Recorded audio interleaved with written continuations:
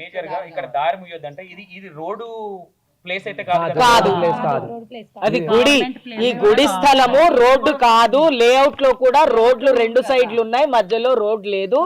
పొద్దున పోలీసు వ్యవస్థ వాళ్ళు కూడా చాలా దారుణంగా ప్రవర్తించారు మా వాళ్ళతో.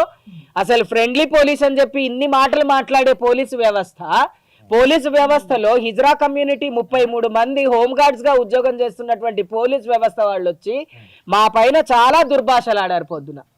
ఇది అసలు పద్ధతే కాదు.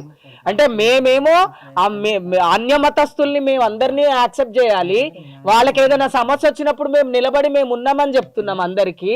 అలాంటిది మేము కూడా ఇది ఇంత ఎలిగేషన్ కాకపోతుండే. మొన్న శివరాత్రి తర్వాత, శివరాత్రి అప్పుడు అందరూ వస్తాము, పూజ చేసుకుంటాము, పోతాము.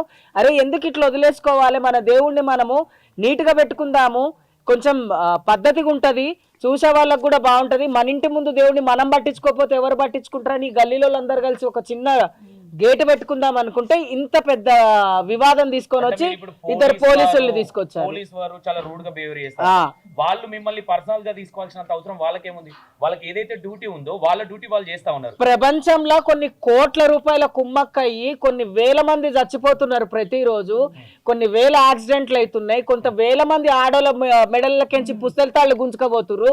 వాటికంటే ఈ కాంపౌండ్ వాళ్ళు పెద్దదా అండి డిపార్ట్మెంట్ కి? నాకు అర్థం కాదు. అంటే లా అండ్ ఆర్డర్ ఇష్యూ ఏదైనా రాగలనా ఇంటెన్షన్?